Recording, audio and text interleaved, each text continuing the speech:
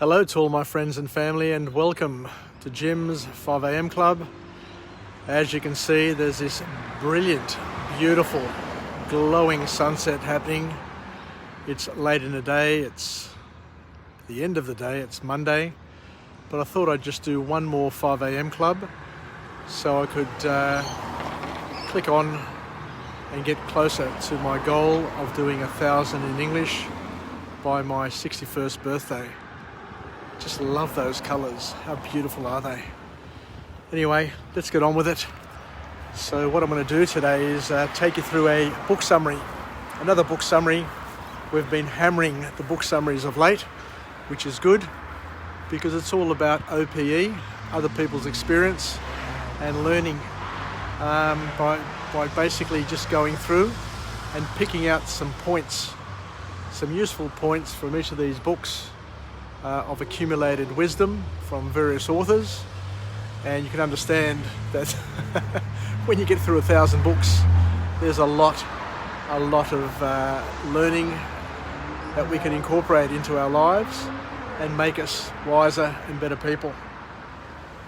Anyway, what I'm going to do is take you through a book, as I said before, entitled A Monk's Guide to Happiness, and it's by Gelong Thubsten.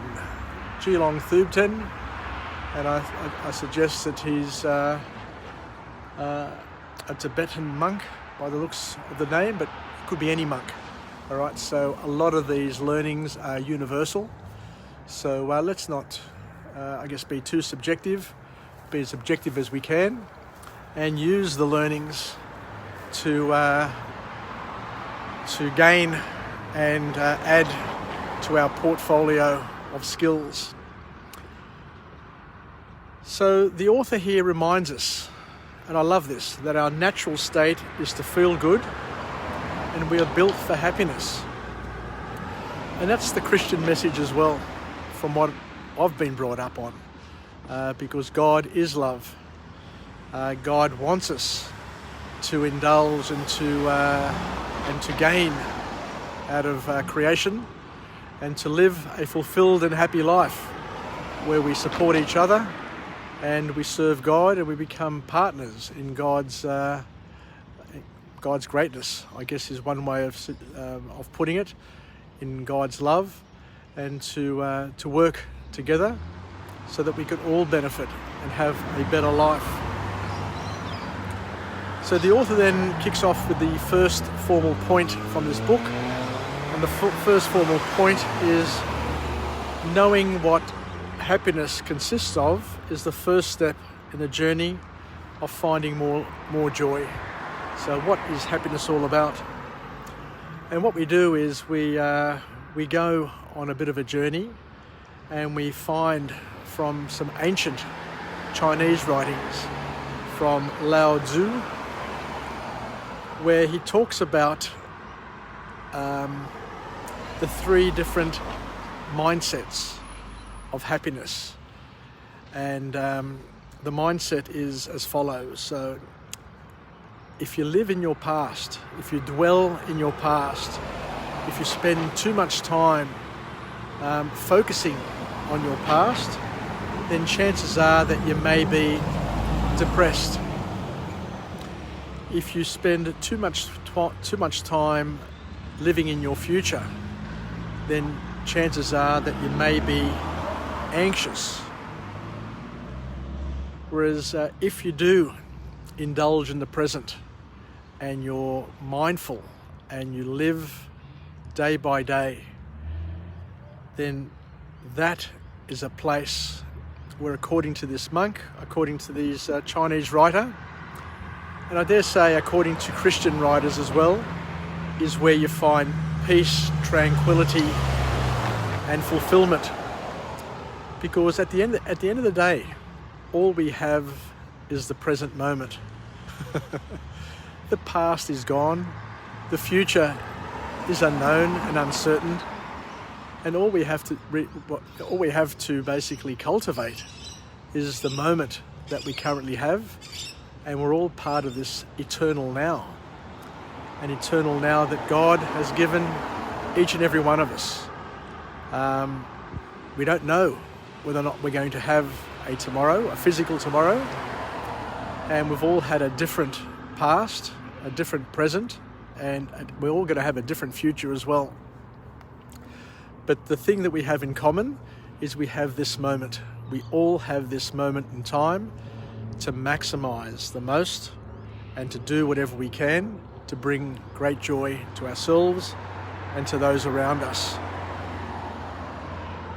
So the author here says, by all means, use the past, use the lessons of the past to be able to connect to the future, but you do it through the present, through the current present moment.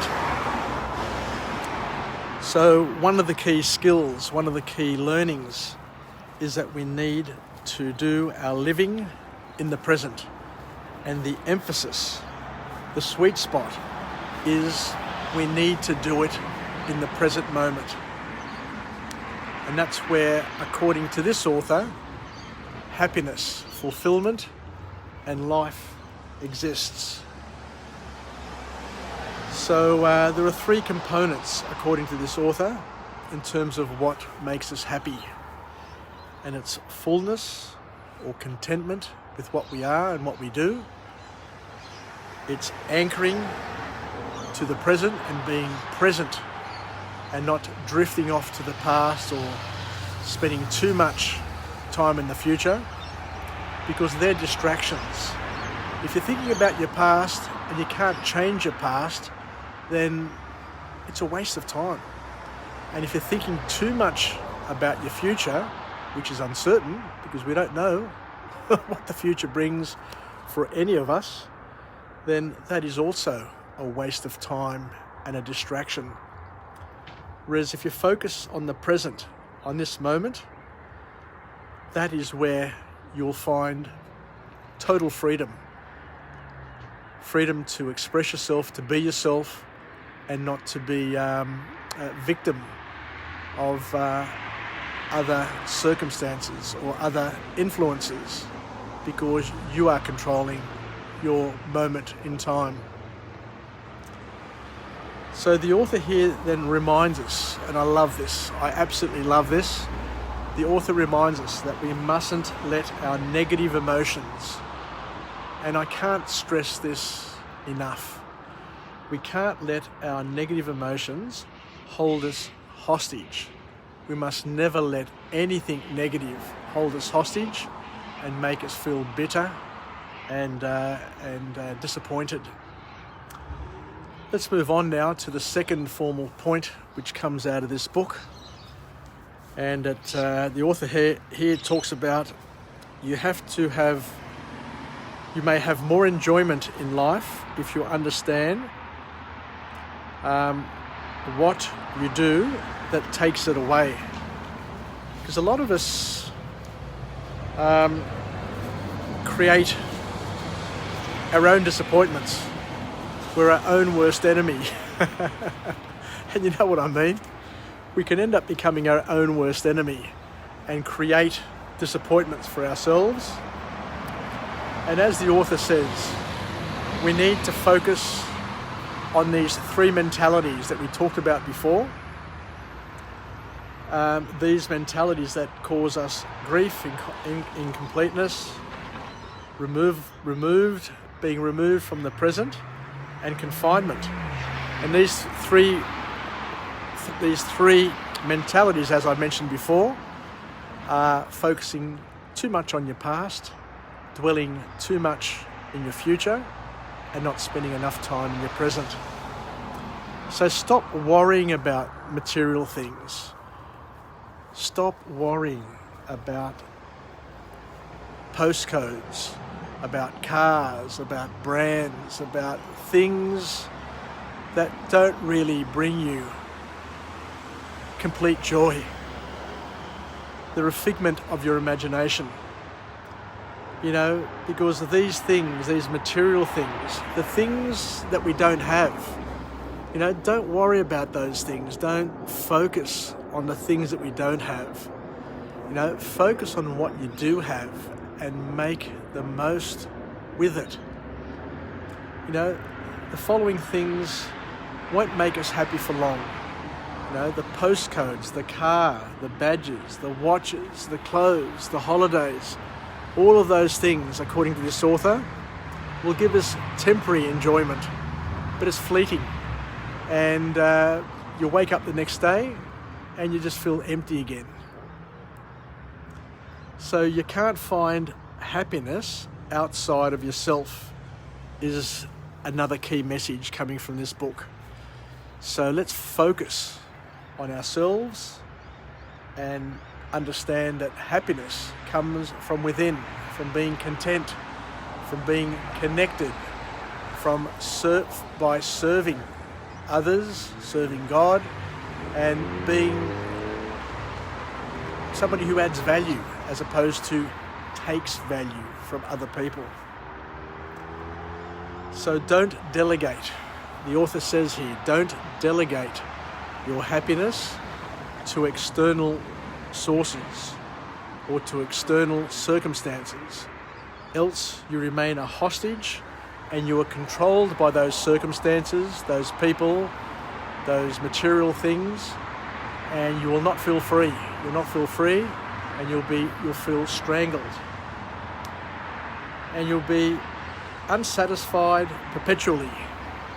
That perpetual dissatisfaction, that insatiable dissatisfaction by not being able to satisfy yourself, because the things that you look for satisfaction, the things that you look for joy in, will not bring you joy, according from the wisdom of the monks, the wisdom of the churches, the wisdom of all the things that we have gathered over the years. The author then goes on to say that we need to find happiness every day, everywhere, in every face, in everything we look at, by focusing on the present. Try to remove as many distractions from our lives as possible, and the distractions, you know what I'm talking about, the ones that entice us and seduce us, the ones that seduce our mind, and the ones that invite us to stay in the past or to... So once again, the author reminds us to do whatever we can to stay in the present, to serve, and to not delegate our happiness to third parties, because those third parties will hold us hostage. The last thing you want to do is to depend on your mother, your father, your partner, your brother, your sister, your uncle, your aunt, your grandparents, your work peers, your community for your happiness, because it's not going to be their highest priority, because each person in this selfish world are looking out for themselves. We all know that.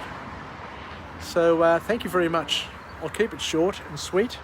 I'm trying to keep them under 10 minutes, which is pretty hard, because I like to embellish a lot of the things that I say. So thank you for joining me on this episode of Jim's 5am Club. I'm at home and I'm in the front yard. It's almost dark. So A Monk's Guide to Happiness has taken us on a journey. I hope we've learnt a few things that we can incorporate in our daily lives. But as you can see, a lot of the messages are universal and transcend and traverse the various religions, the various philosophies that we hear in life. But the key message for me is to not delegate your happiness to third parties or to circumstance, but to live it from inside, to be happy with what you have, to choose to be happy, to choose to live and operate in the now, in your current time and space, and not to drift back into your past or to be distracted by your future. Anyway, thank you very much for joining me. Filakya, and I look forward to coming to you again from a different location with a different message. Ciao from Jim's 5am Club, and this is number 5 for the day. So I'm on track. We'll see how we go. I just need to keep on pumping out book summaries and content, and regardless of whether or not I get likes or if I get any feedback from anybody, I just need to do it for me, because I've set this as a goal for myself, and we'll see how we go. Ciao and bye for now. Cheers.